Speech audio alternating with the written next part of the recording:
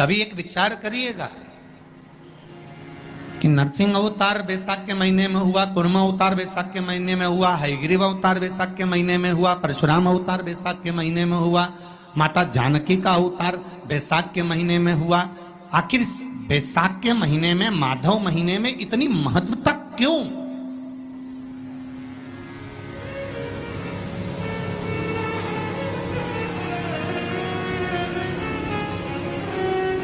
बैसाख के महीने में पड़ने वाली एकादशी, चतुर्थी, प्रदोष,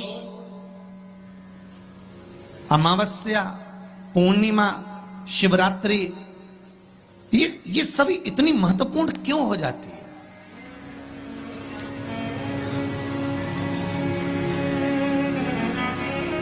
इसकी महत्वता इतनी प्रबल क्यों हो जाती है? किस लिए? क्योंकि बैसाख का जो महीना पड़ता है, सूर्य की संपूर्ण तपन, सूर्य देव अपने पूर्ण तेज के साथ में, पूर्ण तेज के साथ में मृत्यु लोक के निवासियों पर, चाहे जलचर हो, थलचर हो, वायुचर हो, चाहे जो जीव हैं, उस पर जब किरण फेंकते हैं तो संसार का जो मनुष्य है उस पर जब ताप पड़ता है तो ताप पड़ने के कारण उसके मुख से भगवान का नाम निकल ही जाता है, स्मरण नाम निकल ही जाता है। जब उसके मुख से भगवान का नाम निकलता है तो वो भगवान की शरणागति खुद ग्रहण कर लेता है स्वयं।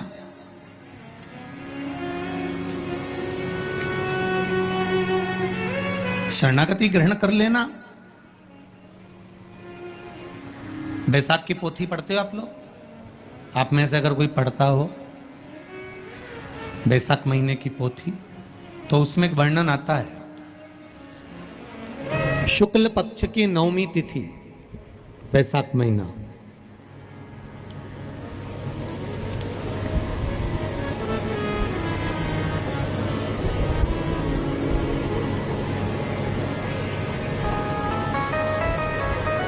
पीला चंदन घिसकर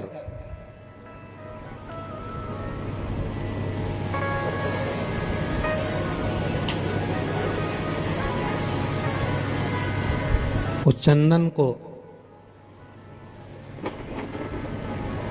एक सुंदर पीपल का कोमल पत्ता, कोमल पत्ता मतलब एकदम, एक तो पीपल का होता है कड़ला पत्ता, एकदम कड़क हो जाता है, और एकदम होता है कोमल पत्ता।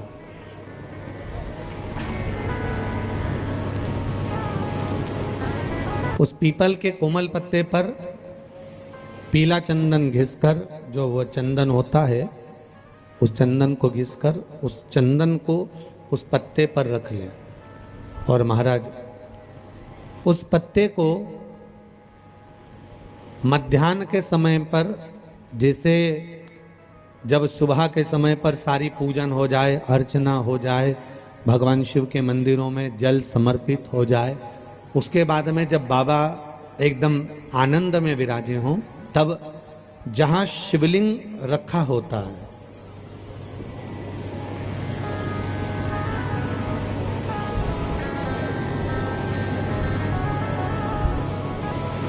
जैसे ये शिवलिंग है और ये कटी भाग जहां शिवलिंग रखा हुआ है, इस कटी भाग पर जहां शिवलिंग रखा है उसके पास में ही 3 उंगलियों से चंदन का लेपन उस कटी भाग पर करना है। जो उंगलियां लगी रहेगी उसी को अशोक सुंदरी वाली जगह पर स्पर्श करना है, और अशोक सुंदरी वाली जगह पर स्पर्श कर कर कुछ देर तक चंदन लगे रहने देना है। उसके बाद में उस चंदन को वापस निकाल कर लेकर आना है। कटी भाग पर जो लगाया गया है उसको भी निकाल कर वापस लेकर आना है। फिर बाबा का स्नान नहीं कराना है, केवल चंदन लेकर आना है, उसी पीपल के पत्ते पर रखकर। एक डिब्बी में उस चंदन को आप रख लीजिए। कुछ दिन जिसकी नेत्र ज्योति कमजोर है, चश्मा लग रहा हो, श्रवण शक्ति कमजोर हो, सुनाई कम दे रहा हो, उसके कंठ से इस ठोड़ी तक उस चंदन का तिलक लगाना प्रारंभ कर दीजिए और नेत्रों के नीचे थोड़ा सा वो चंदन लगाना प्रारंभ कर दीजिए। लगभग 20 से 22 दिन तक आप उसका प्रयोग करिए और एक रुद्राक्ष का जल शिव को समर्पित कर कर उस जल का आचमन करना प्रारंभ कर लीजिए। लगभग 22 दिन लगेंगे। धीरे धीरे फिर जाकर डॉक्टर को जांच करा लेना, नेत्र की ज्योति बढ़ना प्रारंभ हो गई है। पर विश्वास के साथ में, भरोसे के साथ में, क्योंकि सबसे मूल अगर कुछ है तो विश्वास मूल है।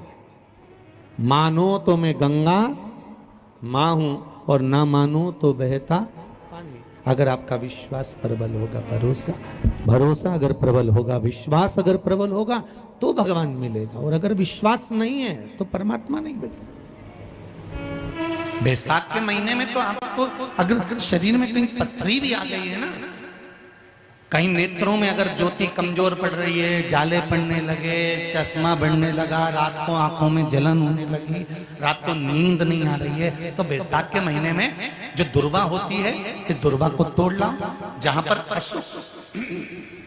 अशोक सुंदरी का स्थान होता है, जहां पर भराओ शार्पना दीजिए।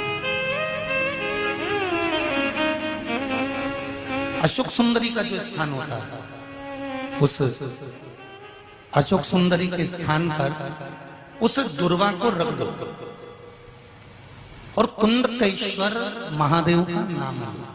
कौन से महादेव का नाम लेना है? कुंदकेश्वर। उस दुर्वा को उठा कर लिया। बैसाख के महीने में कोई भी तिथि, कोई भी दिन, कोई भी वार आप बैसाख के महीने में कर सकते हैं। उस दुर्वा को लेकर आओ, लगभग 20-25 दुर्वा लेना, उसको लेकर आइए। सुबह सुबह कुंदकेश्वर महादेव का नाम लेकर उसको खाना प्रारंभ कर दीजिए। एक दुर्वा रोज खाओ। जो पथरी है या नेत्रों में तकलीफ है या कोई ना कोई रात्रि को नींद नहीं आना, बेचैनी हो जाना, घबराहट होना, धीरे धीरे धीरे धीरे 20 दिन की वो दुर्वा है, 20 दुर्वा एक एक दिन खाना चालू करो। 4 या 5 दिन लगेंगे, अपने आप आपको कोई गोली खाने की जरूरत नहीं पड़ेगी, नींद अपने आप आना प्रारंभ हो जाएगी और बेचैनी। अशोक सुंदरी वाली जगह पर दुर्वा समर्पित कर कर कुंदकेश्वर महादेव का नाम लेकर, कौन से महादेव? कुंदकेश्वर महादेव का नाम लेकर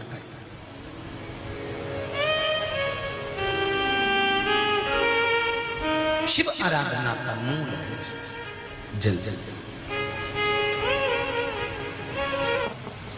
मेरी माताओं से, मेरे भाइयों से लाखों करोड़ों लोग शिव महापुराण की कथा यो आस्था चैनल पर और फेसबुक यूट्यूब पर सुन रहे हैं, उनसे भी कहूंगा, अगर लक्ष्मी नहीं आ रही, संपदा नहीं आ रही, व्यापार नहीं चल रहा, तकलीफ बहुत ज्यादा हो रही है, कष्ट पर कष्ट बढ़ रहा है, कोई अच्छा कर्म हो ही नहीं रहा, बैसाख के महीने में एक बीते से नाप कर छोटा सा सफेद वस्त्र ले लो।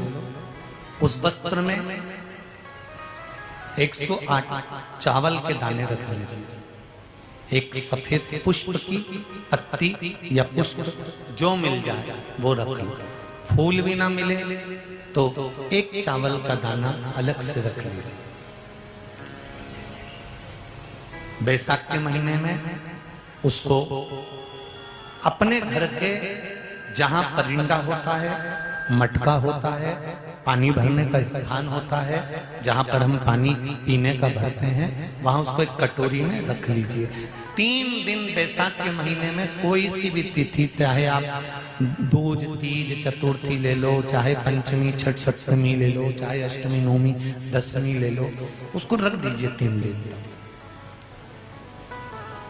चौथे दिन घी का दिया लेकर, वो पोटली लेकर, कुछ भेंट लेकर, जो आपकी मर्जी पड़े, दान के भाव से घी का दिया शिव जी के मंदिर में लगा दीजिए, और जो पोटली और जो भेंट है वो किसी भी ब्राह्मण जन को, गुरुजन को, किसी को भी प्रदान कर दीजिए उसको। अगर ब्राह्मण जन, गुरुजन नहीं ले तो कोई इसका मोल तत्व समझता हो, कोई सौभाग्यवती माताएं हो, कोई बहन बेटियां हो, उनको भी आप दे सकते।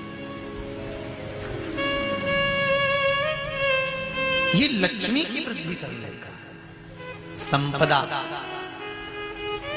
रोग, आनंद, सुख प्रदान। ये रोग के लिए तो नहीं कर सकते, पर संपदा के लिए सबसे प्रबल है संपदा। कोई अगर आपका धन खाकर चले गया है, पैसा नहीं दे रहा, बस आप शिव मंदिर में जब दिया लगाएंगे और इसको वापस शिव मंदिर से पोटली को लेकर आएंगे, चाहे तो मंदिर में कोई ब्राह्मण देवता हो, पंडित जी हो, उनको भी दे सकते हैं, या किसी को भी दे।